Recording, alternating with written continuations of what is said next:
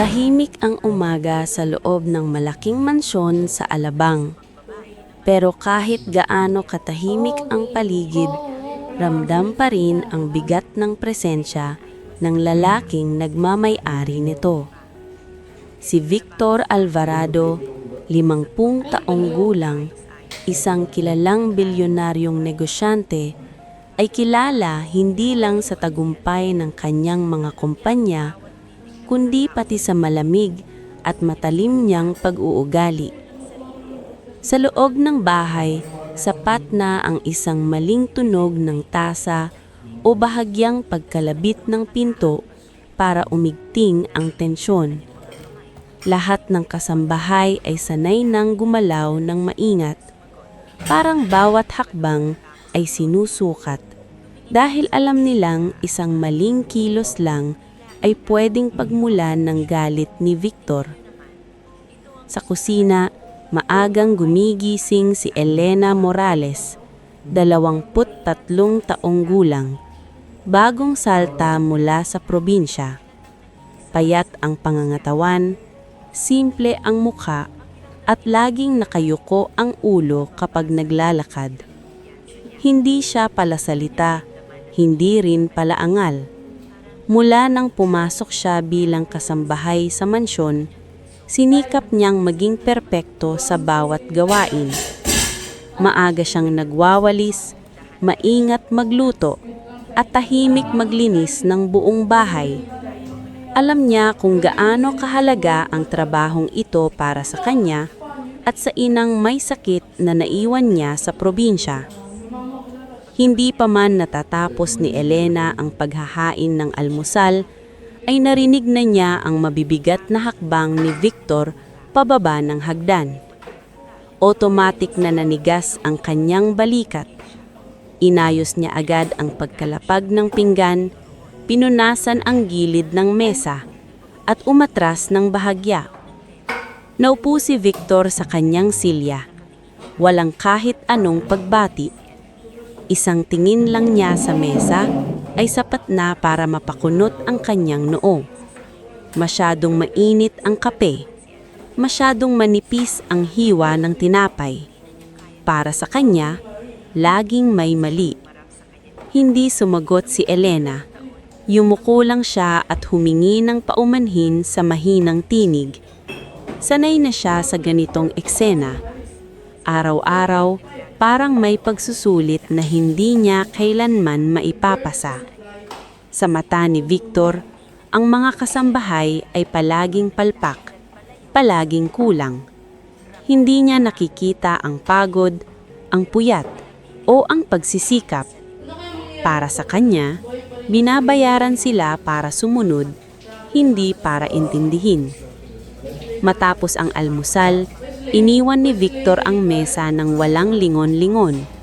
Naiwan si Elena sa kusina, tahimik na nagliligpit. Saglit siyang napahinto, huminga ng malalim, at pinunasan ang gilid ng mata gamit ang laylayan ng kanyang uniforme. Hindi siya umiiyak ng malakas. Hindi niya kayang gawin iyon. Sa halip, lumunok niya ang bigat sa dibdib at ipinagpatuloy ang trabaho. Para sa kanya, ang bawat araw sa mansyon ay laban ng pagtitiis. Sa labas, maliwanag ang araw, marangya ang bahay, at punong-puno ng kayamanan ang paligid. Pero sa loob ng mga pader na iyon, may isang dalagang araw-araw nang nilalamon ng katahimikan at pangmamaliit. At sa kabilang banda, may isang lalaking sanay sa kapangyarihan. Hindi alam na ang bawat salitang binibitawan niya ay unti-unting maghahatid sa kanya sa isang katotohanang babago sa buong buhay niya. Lumipas ang mga araw na tila magkakahawigang takbo sa loob ng mansyon. Para kay Elena, wala nang malinaw na pagitan ang umaga at gabi, ang pagod at pahinga. Bawat araw ay nagsisimula sa maagang pagbangon at nagtatapos sa tahimik na pag-iyak sa sulok ng kanyang maliit na kwartong hindi man lang nasisinagan ng araw. Sa mata ng marami, Swerte siyang nakapasok sa isang marangyang bahay, may regular na sahod at kumpletong gamit. Pero sa likod ng mga pader na iyon, ang bawat oras ay puno ng tensyon at takot. Si Victor ay hindi kailanman nagbago ng pakikitungo. Kung noong una ay malamig lamang siya, ngayon ay mas lantad na ang kanyang pagkainis. Isang basong hindi agad napunasan, isang kurtinang bahagyang nakalilis, isang hakbang na masyadong mabagal. Sa lahat ng iyon, may nakahandang sigaw, panlalait at paninisi. Hindi niya kailanman tinatanong kung bakit, hindi rin niya pinapakinggan ang paliwanag. Sa isip niya, ang kasambahay ay dapat perpekto at kung hindi, walang karapatang magsalita. Minsan, habang naglilinis si Elena ng sala, napansin niyang may mantsa ng alikabok sa ilalim ng mesa. Hindi pa man niya naaabot ang basahan, ay narinig na niya ang boses ni Victor mula sa likod. Malakas, matalim, at puno ng paghamak. Sinabi nitong kahit simpleng paglilinis ay hindi niya magawa ng maayos. Hindi man lang siya tinignan sa mata. Para kay Victor, isa lang siyang anino na dapat gumalaw ayon sa utos. Yumuko si Elena at agad na pinunasan ng sahig, paulit-ulit, kahit wala na halos natira. Bawat hagod ng basahan, mas bumibigat ang pakiramdam niya. May mga sandaling gusto niyang magsalita.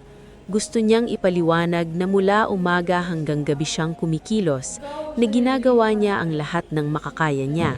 Pero sa tuwing bubuka ang kanyang bibig, natitigil siya. Alam niyang anumang sagot ay maaaring magpalala ng sitwasyon, kaya pinipili niyang manahimik. Sa katahimikang iyon, unti-unting naiipon ng sakit at pagod na wala siyang mapagsabihan. Tuwing gabi, kapag tahimik na ang buong bahay, saka lamang siya nakakaramdam ng kaunting ginhawa. Nauupo siya sa gilid ng kama, hawak ang lumang cellphone na minsan ay ginagamit niya para tumawag sa kanyang ina sa probinsya. Madalas, hindi niya ito tinatawagan. Ayaw niyang marinig ang boses ng ina habang siya ay nanghihina. Ayaw niyang mag-alala ito. Sa halip, tinitignan niya na lang ang mga lumang mensahe, ang mga paalala na mag-ingat at magtiis muna. Doon niya kinukuha ang lakas para bumangon muli kinabukasan. Sa mansyon, may ibang kasambahay na matagal nang nagtatrabaho. Alam nila ang ugali ni Victor. Alam nila kung kailan tatahimik, kung kailan lalayo. Pero kay Elena, hindi nila maibigay ang simpatyang nais nila. Natatakot din sila. Isang maling kilos, isang maling pakikialam, at pwede silang mapalayas. Kaya kahit nakikita nila ang pangmamaliit, tahimik din silang lumalayo. Sa ganitong paraan, nagiging mag-isa si Elena sa gitna ng maraming tao. Isang hapon, inutusan siya ni Victor na magdala ng mga dokumento sa kanyang opisina sa loob ng bahay. Maingat siyang pumasok, hawak ang folder na parang babasagin. Hindi man lang siya pinaupo. Pinatayo siya sa gilid habang sinisiyasat ni Victor ang laman ng papel. May nakita itong hindi niya gusto. Muling umangat ang boses nito. Sinisisi siya kahit malinaw na hindi naman siya ang gumawa ng mga dokumento. Pinilit niyang ipaliwanag na inabot lang sa kanya ang folder pero hindi na siya pinatapos. Isang tingin lang ni Victor ang sapat para manahimik siya. Lumabas siya ng opisina na naninginig ang kamay, pilit pinipigil ang luha. Sa bawat ganitong eksena, mas lalong tumitibay ang desisyon ni Elena na magtiis. Iniisip niya na pansamantalang lang ito, na balang araw makakaalis din siya, na ang bawat insulto ay hakbang papalapit sa mas maayos na kinabukasan. Hindi niya alam na ang katahimikan niyang iyon, ang patuloy na pagtitiis, ay unti-unting humahabi ng mas mabigat na kapalaran na hindi pa niya kayang isipin. At habang patuloy na ibinababa ang tingin ni Victor sa kanya, lalo namang lumalalim ang sugat na magbubukas sa isang gabing magbabago sa lahat. Isang gabi, mas mabigat ang hangin sa loob ng mansyon kaysa karaniwan. Umuwi si Victor ng lampas hating gabi, halatang pagod at lasing. Amoy alak ang buong pasilyo habang pilit niyang binubuksan ng pinto, pasuray-suray ang lakad, mabigat ang bawat hakbang. Hindi ito ang unang beses na nakita siya ni Elena sa ganitong kalagayan, pero ngayong gabi, ramdam niyang mas iba ang bigat ng kanyang presensya. Tahimik niyang sinalubong ang amo. Inaalayanan siya ng bahagya para hindi matumba. Wala siyang balak magsalita. Alam niyang sa ganitong oras, mas mabuting kumilos na lang. Sa loob ng silid, pinaupo niya si Victor sa gilid ng kama. Inabot niya ang baso ng tubig at maingat na inalis ang coat nito. Sa kabila ng lahat ng pamamaliit na dinanas niya sa mga nakaraang araw, nanatili siyang maingat at magalang. Ganito ang itinuro sa kanya ng buhay. Ganito ang paraan niya ng pananatili. Si Victor ay umupo ng mabigat. Ang ulo'y bahagyang nakatungo, tila ba may dinadala ring hindi nakikitang problema. Sa mga sandaling iyon, hindi siya ang mayabang na bilyonaryo. Isa lang siyang lalaking pagod at lasing. Habang inaayos ni Elena ang mga gamit, biglang nagsalita si Victor sa paos na tinig. Hindi malinaw ang mga salita, putol-putol, parang may kinakausap na multo ng nakaraan. Binanggit niya ang pagkabigo, ang kawalan ng tiwala sa mga tao, ang pakiramdam na mag-isa kahit napapaligiran ng kayamanan. Napatigil si Elena sa kanyang ginagawa. Hindi siya sanay makinig ng ganitong tono mula sa amo. May lungkot sa boses na iyon na hindi niya inaasahan. Pero nanatili siyang tahimik. Alam niya ang kanyang lugar. Nang subukan niyang umalis para bigyan ng espasyo ang amo, biglang humawak si Victor sa kanyang kamay. Mahigpit, nanginginig. Napalingon si Elena, gulat at hindi alam ang gagawin. Sinubukan niyang kumawala pero mahina ang kanyang boses nang humingi siya ng paumanhin. Ang hawak ay hindi marahas, pero sapat para maramdaman niya ang tensyon. Sa kalasingan, nagsalita si Victor ng mga salitang hindi niya kailanman sasabihin kapag siya'y nasa tamang pag-iisip. Mga salitang puno ng kalituhan at damdaming hindi malinaw. Hindi na malinaw sa isip ni Elena ang mga sumunod na sandali. Ang alam niya lang, napalapit siya, napaupo sa gilid ng kama, pilit sinusubukang pakalmahin ng amo. Sa gitna ng kalasingan at pagod, naghalo ang mga desisyon na hindi niya planado. Hindi ito ay isang esenang puno ng sigawan o laban. Tahimik ang silid, tahimik ang paligid, at sa katahimikang iyon, may nangyaring hindi niya kailanman naiisip na mangyayari sa kanya. Isang pangyayaring babaguhin ang takbo ng kanyang buhay kahit hindi pa niya iyon nauunawaan. Kinabukasan, maagang nagising si Victor na may mabigat na ulo at tuyong lalamunan. Bumangon siya, naglakad papunta sa banyo at tinignan ng sarili sa salamin. May pakiramdam siyang may kulang, may bagay na hindi niya maalala. Isang puwang sa alaala na ayaw punan ng isip niya. Lumabas siya ng silid na parang karaniwang umaga lang, walang bakas ng nangyari ang makikita sa mukha. Sa kusina, abala si Elena sa paghahanda ng almusal. Tahimik, mas tahimik kaysa dati. Iwas ang tingin niya kay Victor, ang mga kamay niya ay bahagyang nanginginig habang inaayos ang mesa. Narinig niya ang boses ng amo, malamig parang walang nangyari. Tinawag siya para magdagdag ng kape. Walang tanong, walang pag-aalala. Para kay Victor, isa lang itong umaga ng katulad ng iba. Pero para kay Elena, hindi na pareho ang lahat. Sa bawat tunog ng kutsara, sa bawat hakbang sa sahig, bumabalik ang alaala ng gabing iyon. May halong itong takot, hiya at pagkalito. Hindi niya alam kung paano haharapin ang susunod na mga araw. Hindi niya alam kung paano tanggapin ang isang pangyayaring hindi niya pinili, pero naging bahagi na ng kanyang buhay. Habang kumakain si Victor, wala siyang ideya na ang katahimikan sa harap niya ay may dalang bigat na hindi mababayaran ng pera. Hindi niya alam na ang gabing hindi niya maalala ay unti-unting hahabol sa kanya sa paraang hindi niya kayang takasan. At sa gitna ng marangyang mansyon, may isang lihim na nagsisimula palang humina. Dahan-dahan, ngulit tiyak ang direksyon patungo sa katotohanang babagsak sa kanilang dalawa. Lumipas ang mga linggo matapos ang gabing iyon na pilit iniiwasan ni Elena sa kanyang isipan. Pero kahit anong pilit niyang magpakatatag, unti-unting may mga pagbabagong hindi niya na kayang ipagwalang bahala. Madalas siyang hilo tuwing umaga, nasusuka sa amoy ng kape na dati hindi naman niya pinapansin. Ang katawan niyang sanay sa pagod ay biglang mabilis mapagod at ang bawat pag-akyat baba sa hagdan ng mansyon ay parang mas mabigat kaysa dati. Sa una, inisip niyang epekto lang ito ng stress at puyat. Sinabi niya sa sarili na kailangan lang niyang magtiis tulad ng lagi niyang ginagawa. Ngunit isang umaga, habang naglilinis siya ng banyo sa ikalawang palapag, bigla siyang kinapos ng hininga. Napaupo siya sa malamig na sahig, hawak ang dibdib, pilit pinapakalma ang sarili. Hindi niya maalala kung kailan siya huling nakaramdam ng ganito. May kakaibang kaba sa kanyang sikmura, isang pakiramdam na hindi niya maipaliwanag. Matagal siyang nanatiling nakaupo roon, tahimik, nakikinig sa tibok ng kanyang puso. Doon unang pumasok sa isip niya ang posibilidad na kinakatakutan niya. Kinagabihan, matapos ang lahat ng gawain, tahimik siyang lumabas ng mansyon at nagtungo sa maliit na butika sa kanto. Naninginig ang mga kamay niya habang bumibili ng pregnancy test, pilit iniiwasan ang tingin ng tindera. Sa loob ng kanyang kwarto, isinara niya ang pinto at umupo sa gilid ng kama.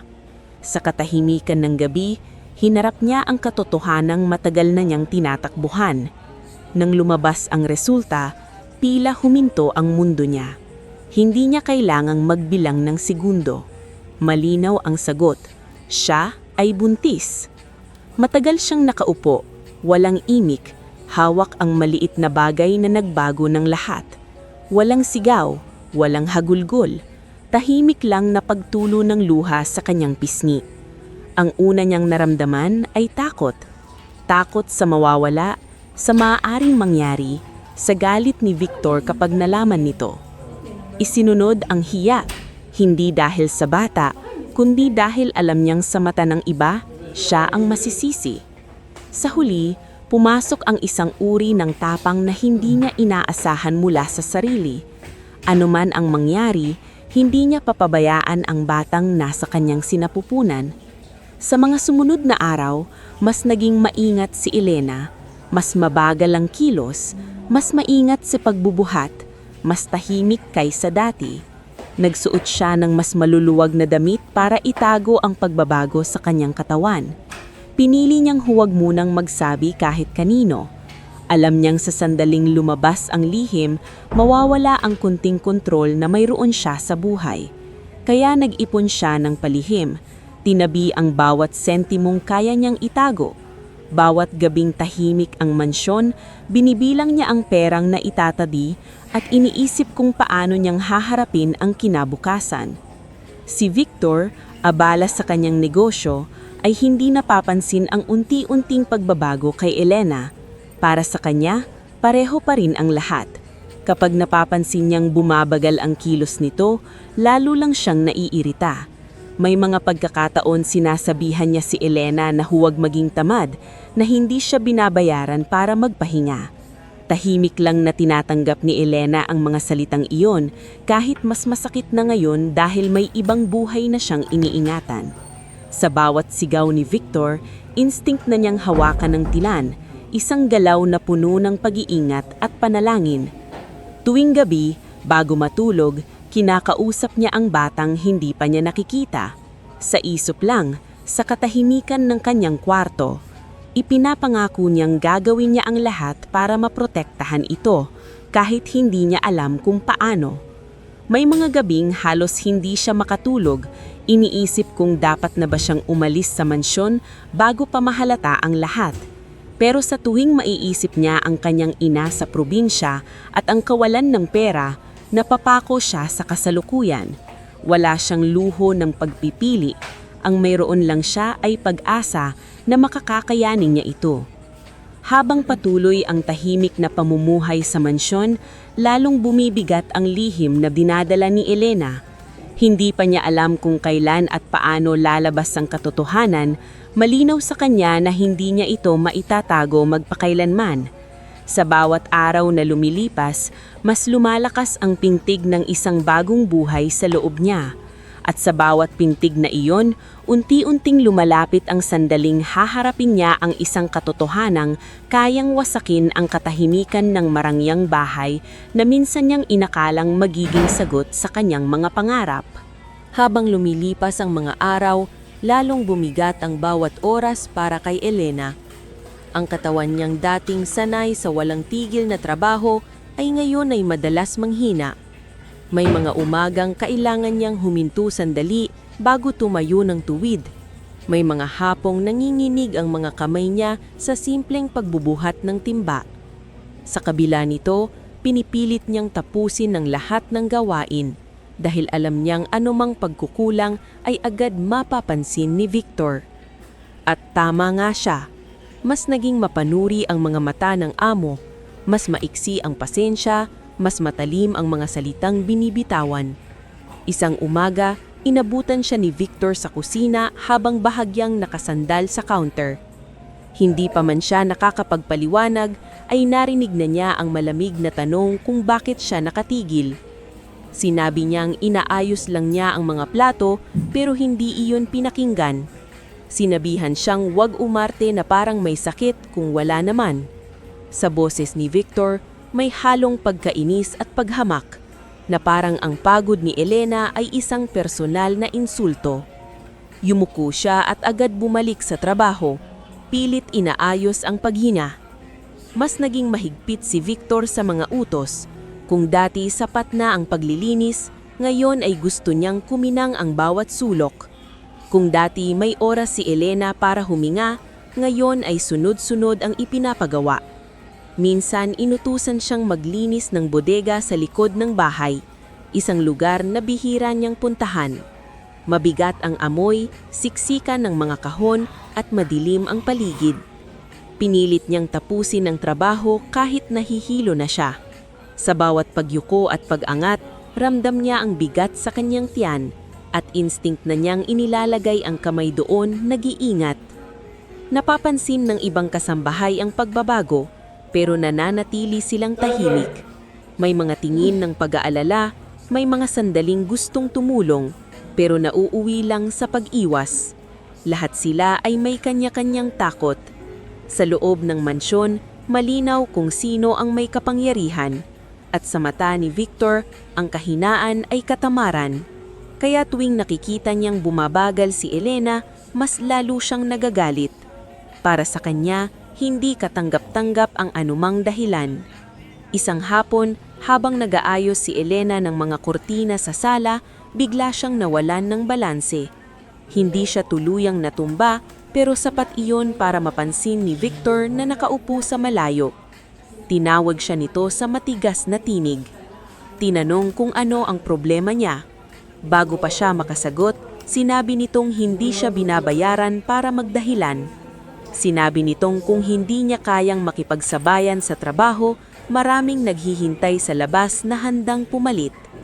Tumanggo si Elena, lunok ang luha, at nagpatuloy sa ginagawa kahit nanginginig ang mga tuhod. Sa loob-loob niya, bawat salita ni Victor ay parang patalim. Hindi lang dahil sa sakit ng mga salitang iyon, kundi dahil alam niyang may dinadala siyang lihim na hindi niya kayang ipagtanggol. Hindi niya puwedeng ipaliwanag na siya'y nanghihina dahil buntis. Hindi niya puwedeng ipaliwanag na bawat sigaw ay tumatama hindi lang sa kanya, kundi sa batang iniingatan niya. Kaya pinili niyang tumahimik, kahit ang katahimikang iyon ay unti-unting umuubos sa kanya. Tuwing gabi, mas mahaba ang oras ng pag-iisa ni Elena. Nauupo siya sa gilid ng kama. Hinihimas ang tiyan na bahagya pa lang nagbabago. Kinakausap niya ang bata na parang naririnig siya. Humihingi ng paumanhin sa lahat ng pagod at luha. May mga gabing iniisip niyang umalis na lang kahit wala siyang malinaw na pupuntahan. Pero tuwing iisipin niya ang galit ni Victor kapag bigla siyang nawala, mas lalo siyang natatakot. Parang kulungan ang mansyon at ang susi ay hawak ng taong hindi niya kayang labanan. Si Victor naman ay tuloy ang buhay sa labas ng bahay. Mga meeting, mga kontrata, mga piging na puno ng ngiti at pakikipagkamay. Sa labas, siya ang respetadong negosyante. Sa loob ng mansyon, siya ang amo na hindi marunong tumingin sa mata ng kanyang mga kasambahay. Hindi niya napapansin ang pagod sa mukha ni Elena, ang pamumutla, ang tahimik na paghawak nito sa tiyan kapag wala siyang nakikita. Para sa kanya, isang empleyadong hindi umaabot sa kanyang pamantayan. Habang mas bumibigat ang trato ni Victor, mas tumitibay ang loob ni Elena na protektahan ang lihim niya kahit masakit. Hindi pa niya alam kung kailan sasabog ang lahat, pero ramdam niyang palapit na iyon. Sa bawat utos na mas mabigat, sa bawat salita na mas masakit, unti-unting inihahanda ng tadpuna ang sandaling hindi niya na kayang itago ang katotohanan. At sa oras na iyon, ang mundong akala ni Victor ay kontrolado niya ay magsisimulang gumuhit ng mga bitak na hindi niya na kayang takpan. Isang umaga na tila karaniwan lang ang lahat, ang naging simula ng pagbagsak ng lihim ni Elena. Maaga siyang nagising, mas maaga kaysa dati dahil sa matinding hilo at paninikip ng sikmura. Pinilit niyang bumangon kahit umiikot ang paningin niya. May mga gawain siyang kailangang tapusin bago magising si Victor at sa isip niya, mas ligtas kung mauna na siyang kumilos. Ngunit habang nagwawalis siya sa pasilyo, bigla na lang nanlamig ang kanyang katawan. Naramdaman niya ang pagdaloy ng pawis sa kanyang batok at bago pa siya makahanap ng mauupuan, bumigay ang kanyang tuhod. Napaupo siya sa sahig, pilit humihina ng malalim. Hindi ito tulad ng mga nakaraang hilo. Mas malakas ito, mas nakakatakot. Ang paligid ay tila umiikot at may kirot sa kanyang tiyan na nagpapaalala sa kanya na hindi lang siya ang apektado. Sinubukan niyang tumayo pero hindi na niya kinaya. Sa unang pagkakataon mula nang mabuntis siya, naramdaman niya ang takot na baka may masamang mangyari sa bata. Isa sa mga kasambahay ang nakita sa kanya at agad na tumawag ng tulong. Nagkataong pababa na ng hagdan si Victor nang makita niya ang esena. Nakatigil siya sa kinatatayuan, nakatingin kay Elena na nakaupo sa sahig, maputla at nanginginig. Sa halip na pag-aalala, ang unang pumasok sa isipan niya ay pagkainis. Tinanong niya kung ano na naman ang drama nito. Ngunit bago pa man niya matapos ang sasabihin, tuluyan nang nawalan ng malay si Elena. Nagkaroon ng kaguluhan sa loob ng mansyon, tinawag ang driver, nagmadaling inilabas si Elena at dinala sa pinakamalapit na ospital. Sa loob ng sasakyan, tahimik si Victor, pero bakas sa mukha niya ang inis. Para sa kanya, isa itong abala na hindi niya kinakailangan. Hindi niya iniisip ang kalagayan ni Elena, kundi ang oras na nasasayang at ang posibleng iskandalong pwedeng idulot nito kung may makakaalam. Sa ospital, agad na inasikaso si Elena. Nang magising siya, may tubo na sa braso at malamig na ilaw sa itaas ng kanyang paningin. Ang unang pumasok sa isip niya ay ang bata. Tinanong niya ang nurse sa mahinang boses kung ayos lang ito. Napatingin ang nurse sa kanya, may halong pag-unawa at pagtataka at sinabing stable ang kalagayan niya pero kailangan niyang magpahinga dahil siya ay buntis. Ang salitang iyon ang parang tuluyang nagpahinto sa oras. Nakatayo si Victor sa may pinto ng kwarto nang narinig niya ang usapan. Napatigil siya, parang hindi agad na unawaan ang narinig. Buntis. Ilang beses umalingaw-ngaw ang salita sa kanyang isipan. Pumasok siya sa loob. Tinanong ang doktor kung sigurado ba ito. Ipinaliwanag ng doktor ang kondisyon ni Elena, ang pagkapagod at ang panganib kung magpapatuloy ang matinding trabaho. Tahimik lang si Elena sa kama, hindi makatingin sa kanya. Paglabas ng doktor, doon na sumabog ang galit ni Victor. Hinarap niya si Elena, malamig ang mga mata, mabigat ang tinig. Tinanong niya kung sino ang ama ng bata. Sa boses niya, walang bakas ng pag-aalala, puro galit at akusasyon. Inisip niya agad na niloko siya, na may ibang lalaking pumasok sa kanyang bahay nang hindi niya alam. Sinubukan ni Elena na magsalita, pero nauunahan siya ng takot. Ang taning nasabi niya ay pasensya, isang salitang matagal na niyang ginagamit silang panangga. Sinabi ni Victor na hindi niya pananagutan ng bata, na hindi niya obligasyon ang pagkakamali ng iba. Binigyang diin niyang wala siyang pakialam sa personal na buhay ng kanyang kasambahay, basta't huwag itong magdala ng problema sa kanyang pangalan. Sa huli, binantaan niya si Elena na kapag napatunayan na may kalokohan siyang ginawa, agad siyang paaalisin sa mansyon, buntis man o hindi. Walang konsiderasyon, walang tanong kung saan siya pupunta. Tahimik na tumulo ang luha ni Elena habang nakatingin sa kisilam. Hindi siya sumagot. Wala siyang lakas, pisikal man o emosyonal para ipagtanggol ang sarili niya. Ang alam niya lang ay hindi na maibabalik ang lihim sa dati nitong katahimikan. Lumabas na ito sa liwanag at kasabay nito ang bigat ng mga kahihinatnan. Pag-uwi nila sa mansyon matapos ng ilang oras, mas mabigat ang hangin kaysa dati. Ipinag-utusan ni Victor na magpahinga si Elena hindi dahil sa malasakit, kundi dahil ayaw niyang magkaroon ng gulo habang nasa ilalim pa ito ng kanyang bubong. Sa isip ni Victor, isa na itong problemang kailangang iayos o alisin. Sa isip ni Elena, ito na ang simula ng isang laban na hindi na niya kayang takbuan. Sa pagitan ng galit at takot, may isang katotohanang patuloy na umuusog. Ang bata sa kanyang sinakupunan ay hindi na lamang lihim, isa na itong tanong na kailangang sagutin. At sa mga susunod na araw, ang sagot na iyon ang dudurugin sa paniniwala ni Victor na kontrolado niya ang lahat. Matapos ang insidenteng yun sa ospital, hindi na bumalik sa dati ang kilos ni Victor. Hindi na siya sumisigaw tulad ng dati, pero ang katahimikang pumalit ay mas mabigat kaysa galit. Madalas siyang nakakulong sa kanyang opisina sa mansyon, tahimik na nakaupo, nakatingin sa mga papel na hindi niya naman binabasa. Sa bawat sandaling naiisip niyang salitang buntis, may kung anong gumugulo sa kanyang dibdib. Isang pakiramdam na hindi niya matukoy kung inis, takot o pagkalito. Ilang araw matapos ang unang check-up, ipinatawag si Elena sa ospital para sa mas kumpletong pagsusuri. Dahil sa kanyang kondisyon, kailangan ng masusing pagtingin ng doktor. Hindi siya pwedeng pumunta mag-isa. Ipinag-utos ni Victor na samahan siya ng driver at sa huli, siya mismo ang sumunod. Hindi niya ito ginawa dahil sa malasakit, kundi dahil gusto niyang malinawan ng sitwasyon.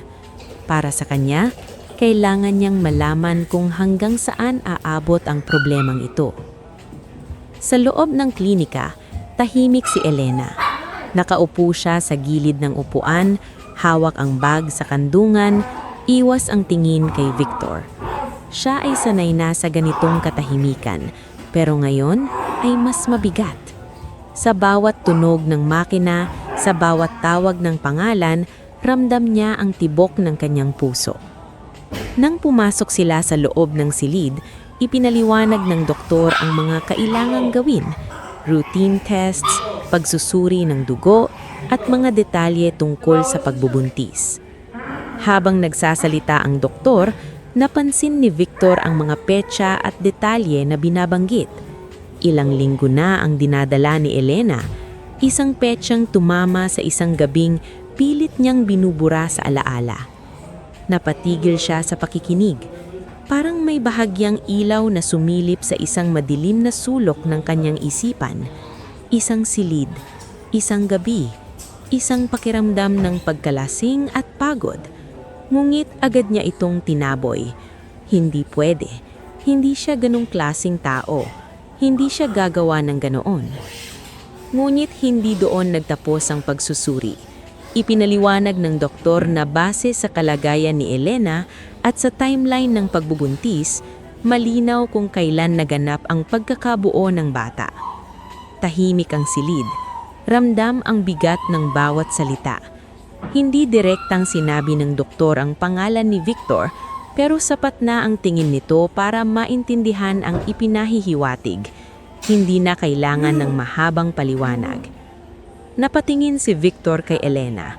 Nakita niya ang pamumutla ng mukha nito, ang pag-iwas ng tingin, ang mga kamay na bahagyang nanginginig. Hindi ito ang anyo ng isang babaeng may ibang lihim na lalaki. Wala sa kilos nito ang panlilinlang. Sa unang pagkakataon, pumasok sa isip ni Victor ang isang tanong na matagal niyang tinatakasan. Paano kung siya nga? Sa biyahe pauwi, walang nagsalita. Ang tunog lang ng makina ng sasakyan ng maririnig. Sa isip ni Victor, unti-unting bumabalik ang mga alaala ng gabing iyon. Hindi malinaw, pero sapat para maramdaman niya ang bigat ng responsibilidad. Naaalala niya ang paos niyang boses, ang hawak ng kamay ni Elena, ang katahimikan ng silid. Mga piraso ng alaala na pilit niyang tinanggi noon, ngayon ay unti-unting nagdurugtong-rugtong. Pagdating sa mansyon, hindi siya agad bumaba ng sasakyan. Naupo lang siya, nakatitig sa kawalan. Sa lahat ng desisyon ginawa niya sa negosyo, sanay siyang maging sigurado. Sanay siyang may kontrol. Pero ngayon may isang katotohanang dahan-dahang sumisiksik sa kanyang pagkatao, binabasag ang imahe ng lalaking akala niya ay kilala niya. Kung siya nga ang ama, ibig sabihin ay may nagawa siyang kasalanang hindi kayang tabunan ng pera o kapangyarihan. Sa gabing iyon, mag-isa si Victor sa kanyang silid. Hindi siya makatulog. Bumangon siya at naglakad papunta sa bintana, tanaw ang lawakang bakuran ng mansyon. Sa ilalim ng mga ilaw, nakita niya ang anyo ng isang bahay na akala niya ay simbolo ng pagtagumpay. Ngayon, parang kulungan na puno ng katahimikan na sumisigaw ng katotohanan. Sa unang pagkakataon, nakaramdam siya ng hiya. Hindi dahil sa maaring sabihin ng iba, kundi dahil sa sarili niyang konsensya. Si Elena naman ay nakahiga sa kanyang kama, nakatitig sa kisimen. Alam niyang nararamdaman na ni Victor ang katotohanan kahit hindi pa ito sinasabi. May takot, pero may kakaibang ginhawa rin. Hindi na siya nag-iisa sa bigat ng lihim.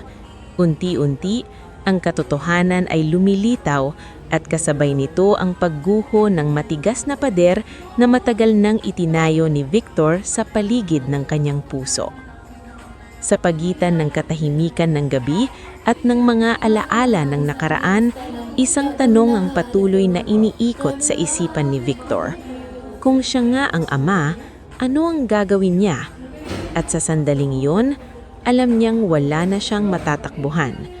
Ang katotohanang pilit niyang tinatakasan ay nakatayo na sa harap niya, handang basagin ang lahat ng akala niyang kontrolado niya. Kinabukasan, bumalik sila sa ospital para sa huling kumpirmasyon na hindi na maaaring ipagbaliban.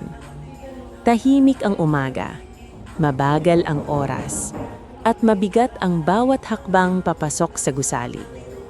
Si Victor ay hindi na kasing tikas ng dati. Nakaayos pa rin ang suot, ngunit may kakaibang pag-aalangan sa kilos. Hindi na siya nagsasalita. Sa unang pagkakataon, wala siyang utos, walang sigaw, walang puna. Para bang may humahawak sa kanyang dibdib at pinipigilan siyang huminga ng malalim. Sa loob ng silid, ipinaliwanag ng doktor ang mga resulta ng pagsusuri. Maingat ang bawat salita. Malinaw ang bawat detalye. Ang petsa ng pagbubuntis ay tumutugma. Ang mga medikal na indikasyon ay iisa ang tinuturo. Walang paligwi-ligoy, walang espasyo para sa pagtanggi. Tahimik na bumagsak ang mga salita sa pagitan nilang dalawa, parang mga batong dahan-dahang inilalapag sa mesa. Si Victor ay nakaupo, nakatingin sa sahig. Si Elena ay nakahawak sa gilid ng kama. Pilit pinakakalma ang sarili. Nang tuluyang banggitin ng doktor na ang ama ng bata ay malinaw na si Victor, parang may pumutok sa loob ng kanyang ulo. Hindi siya agad tumingin. Hindi siya agad tumayo. Naramdaman niya ang pamamanhid sa mga kamay, ang bigat sa balikat, ang hiya na gumagapang mula sa sikmura hanggang dibdib. Hindi ito galit, hindi ito inis. Isa itong biglaang pagkakaunawa sa isang kasalanang matagal niyang tinakbuhan. Lumabas ang doktor at iniwan silang dalawa sa katahimikan. Ilang segundo ang lumipas na parang oras. Si Victor ang unang huminga ng malalim, pero ang hiningang iyon ay nauwi sa pag-iiling ng ulo. Umupo siya sa gilid ng silya. Ipinatong ang mga kamay sa mukha. Sa unang pagkakataon, nakita ni Elena ang amo niyang tila gumuho. Ang lalaking sanay magdikta ng kapalaran ay ngayon ay walang masabi. Bumaba ang mga kamay ni Victor at nakita ang pamumula ng mga mata. Hindi siya umiiyak ng malakas, ngunit may kintab ang mga mata na hindi niya kayang itago. Paulit-ulit niyang binubulong ang mga salitang hindi malinaw, parang humihingi ng paliwanag sa sarili. Pumasok sa isip niya ang lahat ng sandaling minamaliit niya si Elena. Ang bawat sigaw, ang bawat banta. Ngayon ang babaeng iyon ang may dinadalang buhay na siya ang may pananganggutan. Tumayo siya at humarap kay Elena, ngulit hindi niya kayang tumingin ng direkta. Ang boses niya ay paos, mabigat, at puno ng pagsisisi. Inamin niya na unti-unti bumabalik ang alaala ng gabing iyon. Hindi malinaw ang lahat, pero malinaw ang isang bagay. May nagawa siyang mali, isang maling hindi niya kayang burahin. At sa kabila ng lahat ng kayamanan niya, wala siyang kapangyarihang baguhin ang katotohanan iyon. Si Elena ay tahimik lang na nakikinig. Hindi siya nag-akusa. Hindi siya nanumbat. Ang mga mata niya ay puno ng pagod at takot, pero may katatagan na hindi napansin ni Victor noon. Para sa kanya, hindi na mahalaga ang sisihan. Ang mahalaga ay ang batang nasa kanyang sinakupunan at ang kinabukasan na hindi pa malinaw ang hugis. Biglang umupo si Victor, napahawak sa dibdib at doon na bumigay ang huling pader ng kanyang pagkatao. Tumulo ang luha. Hindi bilang palabas, kundi bilang pag-aamin. Halos hindi siya makapagsalita. Sa loob ng maraming taon, sanay siyang manalo, sanay siyang may kontrol. Ngunit ngayon ay nararamdaman niya ang takot na mawala ang isang bagay na hindi pa niyang hawakan, ang anak. Humingi siya ng paumanhin hindi bilang amo, kundi bilang isang lalaking nagkamali. Inamin niya na natatakot siya noong una, na ang galit niya ay pagtatanggil sa sarili. Sinabi niyang hindi niya inakala na darating ang araw na kakailanganin niyang humarap sa sarili niyang konsensya. Sa mga salitang iyon, nandun ang unang piraso ng pagbabago. Pag-uwi nila sa mansyon, iba na ang hangin. Tahimik pa rin, ngunit hindi na mabigat. Si Victor ay nagkulong sa opisina. Hindi para magtrabaho, kundi para mag-isip. Sa unang pagkakataon, hindi negosyo ang iniisip niya, kundi ang responsibilidad na hindi niya maitatanggi. Sa labas ng bintana, tanaw niya ang bakuran, at sa isip niya ay isang tanong ang paulit-ulit. Paano niya aayusin ang isang pagkakamaling hindi na maibabalik? Si Elena ay bumalik sa kanyang kwarto. Humiga at pinakawalan ang luha na matagal niyang kinikimkim. Luha ng takot, hindi luha ng pagod, kundi luha ng pagod na may halong pag-asa. Ang katotohanan ay masakit, pero malinaw na. At sa kaliwanagang iyon, pareho nilang alam na wala ng atrasan. Ang pagbagsak ng isang mayabang ay nagsimula na. At sa gitna ng pagkaguho, may kapagkakataon para sa isang bagong simula na hindi nila inaasahan. Makalipas ang ilang araw ng katahimikan, isang umaga ang dumating na hindi na kayang takbuhan ni Victor. Tahimik ang mansyon. Mas tahimik kaysa dati. Walang sigaw, walang utos. parang mismong bahay ang humihinga ng marahan, naghihintay. Maaga siyang nagising, hindi dahil sa alarm o tawag ng trabaho, kundi dahil sa bigat sa dibdib na ayaw umalis. Bumangon siya at naglakad papunta sa kusina, ngulit hindi tulad ng dati na diretso ang hakbang at matigas ang tindig. Mabagal ang kilos niya, parang bawat hakbang ay may kasamang pagdududa. Nakita niya si Elena sa may bintana, tahimik na nag-aayos ng mga bulaklak sa maliit na florera. Hindi na siya abala sa mga mabibigat na gawain. Ipinag-utos na niyang huwag na muna itong magbuhat at magpahinga ng mas madalas. Ngunit, kahit may pagbabago sa utos, ramdam pa rin ang layo sa pagitan nila. Huminto si Victor sa pintuan. Ilang segundo siyang nakatayo roon, parang hindi alam kung paano sisimulan ng isang bagay na hindi niya kailanman pinaghandaan. Sa wakas, lumapit siya. Tinawag niya si Elena sa mahinang boses, isang boses na hindi sanay sa paghingi ng pansin. Napalingon si Elena, bakas sa mukha ang pag-iingat. Hindi na siya natatakot tulad ng dati, pero may bakod pa rin sa mga mata niya. Umupo si Victor sa mesa at hiniling na maupo rin siya. Walang tono ng amo sa boses niya. Isa itong pakiusap, hindi utos. Matagal na katahimikan ang namagitan sa kanila. Sa katahimikang iyon, ramdam ni Victor ang bigat ng lahat ng nagawa at nasabi niya noon. Sa wakas, nagsalita siya. Mabagal, putol-putol pero totoo. Humingi siya ng tawad. Hindi lang para sa gabing hindi niya maalala ng buo, kundi para sa lahat ng araw na pinili niyang maging bulag sa pagod at sakit ni Elena. Inamin niyang mali ang trato niya, na ginamit niya ang kapangyarihan niya para mangibabaw, hindi para umunawa.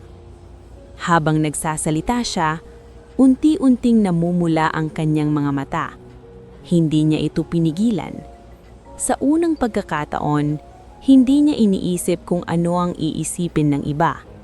Ang mahalaga lang sa sandaling iyon ay ang babaeng nasa harap niya at ang batang dinadala nito. Sinabi niyang natatakot siya. Natatakot na baka huli na ang lahat. Natatakot na baka hindi siya patatawarin. At higit sa lahat, natatakot siyang mawala ang anak na hindi pa man niya nahahawakan pero ramdam na niyang bahagi ng kanyang pagkatao. Si Elena ay tahimik na nakikinig. Hindi siya agad nagsalita. Sa loob niya, may halong galit, sakit at pagod. Ang mga sugat na iniwan ng mga nakaraang buwan ay hindi basta mawawala sa isang paghingi ng tawad. Ngunit, nakita niya ang lalaking nasa harap niya, hindi bilang amo, kundi bilang isang taong gumuho ang paninindigan. Isang taong unang beses humarap sa sariling konsensya. Nang nagsalita siya, mahanam ang boses, ngunit malinaw. Sinabi niyang hindi niya hiniling ang anumang nangyari, na pinili niyang manahimik dahil wala siyang lakas na lumaban noon. Hindi niya hinihingi ang awa, kundi respeto. Ang bata sa kanyang sinapupunan ay hindi kasalanan. Isa itong buhay na kailangan ng proteksyon at katatagan. Hindi niya alam kung kailan o kung kakayanin niyang magtiwala agad, pero malinaw sa kanya ang isang bagay. Hindi na siya babalik sa pagiging tahimik na babae na laging yumuyuko. Tumanggo si Victor, paulit-ulit, parang bawat salita ni Elena ay tumatamang diretso sa puso niya. Sinabi niyang nauunawaan niya, kahit alam niyang hindi sapat ang pag-unawa lang. Panangako siyang hindi na siya matatago sa likod ng pera at kapangyarihan, na handa siyang akuin ang responsibilidad, hindi lang bilang anak, kundi bilang taong kailangang baguhin ang sarili. Sa sandaling iyon, tumulo ang luha ni Victor. tuluyang bumigay ang huling pader ng kanyang yabang.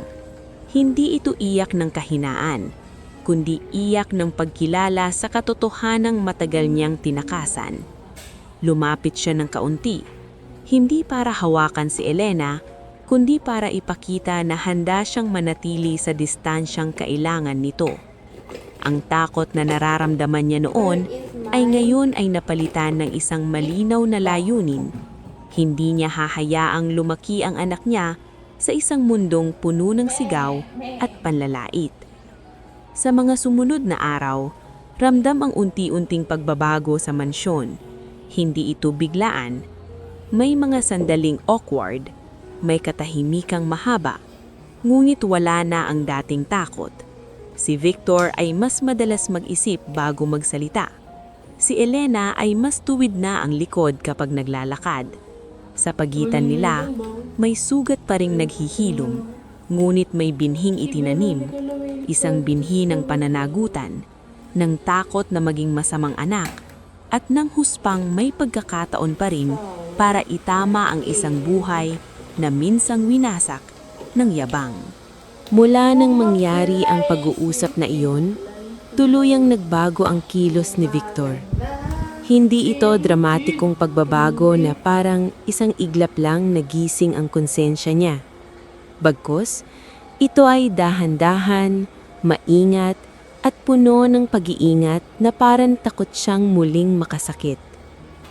Kinaumagahan, siya mismo ang naghatid kay Elena sa ospital para sa regular na check-up. Hindi siya nagmamadali. Tahimik lang siyang naghintay sa labas ng silid. Hawak ang papel ng schedule na para bang iyon ang unang responsibilidad na talagang sineryoso niya sa loob ng maraming taon. Sa harap ng doktor, malinaw niyang sinabi na siya ang ama ng bata at handa siyang akuin ang lahat ng gastusin at pangangailangan. Hindi iyon sinabi bilang mayabang na pahayag, kundi bilang tahimik na paninindigan. Inayos niya ang lahat ng papeles, mula sa prenatal care hanggang sa mas maayos na silid para kay Elena sa ospital kung sakaling kailaganin. Hindi na siya nagtanong kung magkano. Hindi na niya inisip ang abala. Sa unang pagkakataon, may mas mahalaga kaysa oras at pera. Pagbalik nila sa mansyon, ipinatawag ni Victor ang lahat ng kasambahay. Hindi upang manisi, hindi upang mag-utos. Sa halip, maikli at malinaw ang sinabi niya. Ipinakilalo niya si Elena hindi bilang kasambahay, kundi bilang isang babaeng dapat igalang. Sinabi niyang mula ngayon, wala nang mag-uutos sa kanya ng mabibigat na gawain at wala nang magtataas ng boses sa loob ng bahay. Ang mansyon na dating punong-puno ng takot ay napalitan ng katahimikan may paggalang. Hindi ito perpekto, pero ramdam ang pagbabago. Para kay Elena, ang mga araw ay unti-unting gumagaan. Hindi dahil nawawala ang takot, kundi dahil may kasamang seguridad ang bawat hakbang.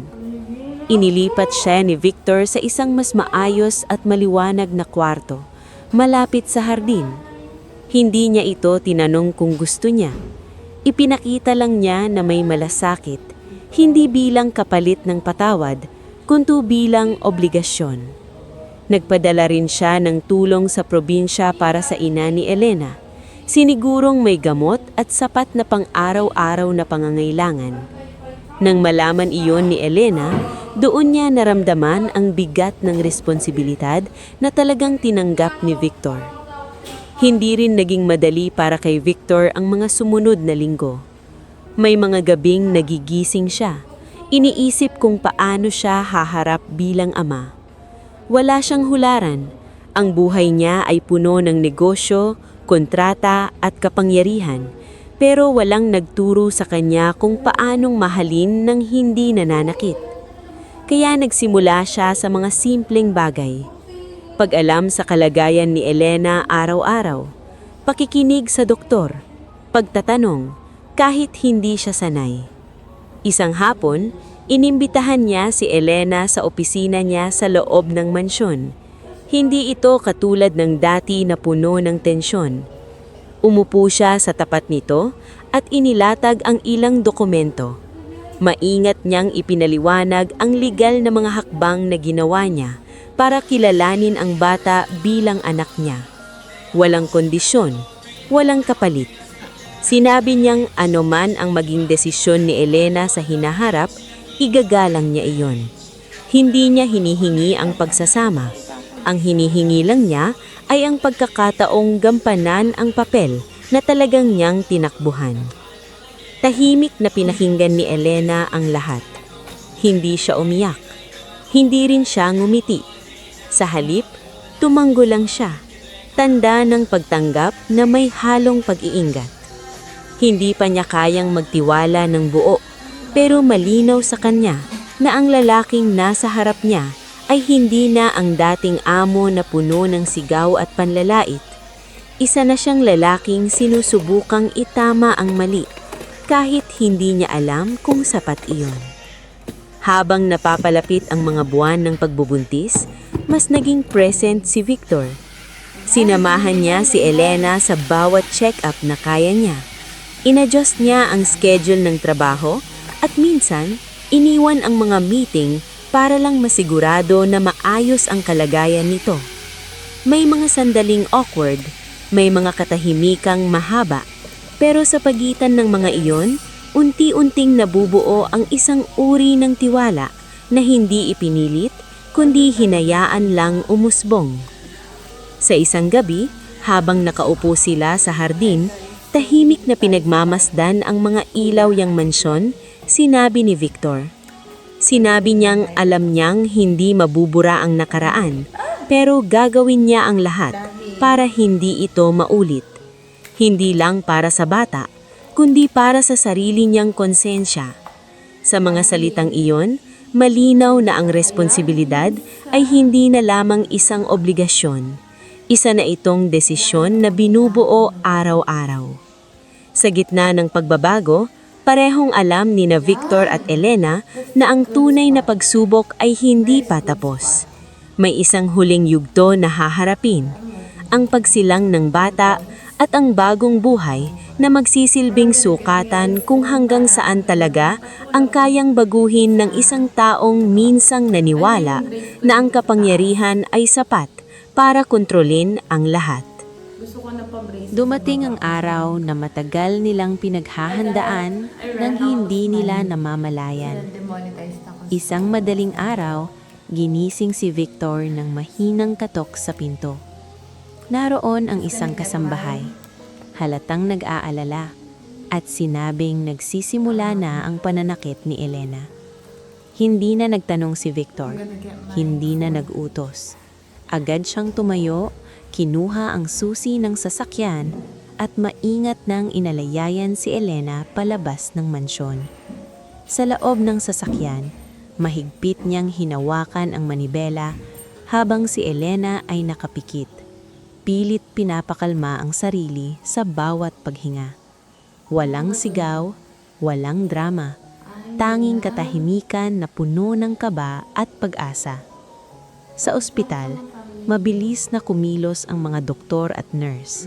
Inihatid si Elena sa delivery room at naiwan si Victor sa labas, nakaupo sa mahabang bangko. Sa unang pagkakataon sa kanyang buhay, wala siyang kontrol. Wala siyang kontratang pwedeng pirmahan para ayusin ang sitwasyon. Wala siyang salitang pwedeng ibayad para mapabilis ang oras. Ang kaya lang niyang gawin ay maghintay. Habang lumilipas ang mga oras, bumabalik sa kanyang isip ang lahat ng nagdaan. Ang mga sigaw, ang panlalait, ang mga sandaling hindi niya pinansin ang pagod ni Elena. Sa bawat alaala, mas lalo niyang nararamdaman ang bigat ng responsibilidad na ngayon ay hindi na niya tinatakbuhan. Nang sa wakas ay marinig niya ang unang iyak ng sanggol, tila may pumutok na buhol sa kanyang dibdib. Tumayo siya, nanginginig ang mga kamay. Ilang sandali pa, lumabas ang doktor at ngumiti. Ligtas ang mag-ina. Sa simpleng balitang iyon, bumigay si Victor. Napaupo siya muli, pinunasan ng mga mata, hindi na alintana kung may makakita. Ang lalaking minsang kinatatakutan sa loob ng mansyon ay ngayon ay umiiyak sa harap ng isang katotohanang mas malaki kaysa sa kanya. Pinapasok siya sa silid makalipas ang ilang minuto. Nakahiga si Elena, pagod ngunit payapa ang mukha. Sa kanyang tabi, isang maliit na sanggol ang mahimbing na natutulog. Lumapit si Victor ng marahan, parang takot na takot siyang makagambala sa sandaling iyon. Tumingin siya kay Elena, at sa unang pagkakataon, hindi bilang amo o bilang lalaking nagkamali, kundi bilang ama. Hindi na kailangan ng maraming salita. Isang mahinang pasasalamat lang ang namutawi sa kanyang labi. Hinawakan niya ang maliit na kamay ng sanggol at doon niya naramdaman ang isang uri ng takot na hindi niya pa nararanasan. Hindi takot na mawalan ng pera o kapangyarihan, kundi takot na magkarmali muli. Sa sandaling iyon, malinaw sa kanya na ang batang iyon ang magiging sukatan ng lahat ng pagbabago na sinimulan niya. Hindi sapat ang pangako. Kailangan ng araw-araw na pagpili na maging mas mabuting tao. Pagkalipas ng ilang araw, bumalik sila sa mansyon. Ngunit hindi na ito ang parehong bahay na iniwan nila. Mas maliwanag ang paligid, mas tahimik, mas magaan ang hangin. Si Elena ay hindi na kasambahay. Isa na siyang ina. May sarili siyang espasyo, may dignidad, at may boses. Hindi pa perpekto ang lahat. May mga sandaling nag-aalanganin pa rin siya, may mga sugat na hindi agad naghihilom. Ngulit malinaw sa kanya na hindi na siya nag-iisa. Si Victor ay unti-unting natutong maging naroroon. Natutong pigilin ng boses, makinig at maghintay. Natutong aminin kapag hindi niya alam ang gagawin.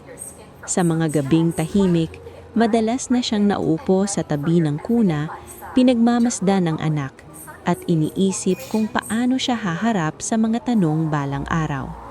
Hindi niya alam kung mapapatawad siya ng buo ni Elena, at hindi niya iyon hinihingi. Ang hinihingi lang niya sa sarili ay huwag nang maging taong kinamuhian niya nang makita niya ang sariling refleksyon sa mata ng kanyang anak. Sa paglipas ng panahon, nabuo ang isang hindi perpektong pamilya. Hindi may engrandeng pangako, hindi pilit na kalagayan. May mga gabing tahimik, may mga araw na mabigat, ngunit may isang malinaw na direksyon. Ang kapangyarihan ay hindi nasusukat sa laki ng mansyon o dami ng ari-arian, kundi sa kakayanang akuin ang pagkakamali at panindigan ang bunga nito. Sa huli, ang batang isinilang ang naging salamin ng isang lalaking minsang supalpal at mapagmataas. Sa bawat ngiti nito, naaalala ni Victor ang lalaking ayaw niyang maging, at sa bawat hakbang ni Elena bilang ina, malinaw na ang dating kasambahay ay hindi na biktima ng katahimikan. Isa na siyang simbolo ng lakas na kailanmang hindi nakita ng isang taong akala niya ay nasa itaas ng lahat. Sa gitna ng mansyon na minsang naging kulungan, nagsimula ang isang bagong buhay. Hindi dahil sa kayamanan, kundi dahil sa pag-amin, pananagutan, at ang simpleng katotohanang ang puso kapag natutong yumuko ay mas may kapangyarihan kaysa sa anumang titulo o pangalan.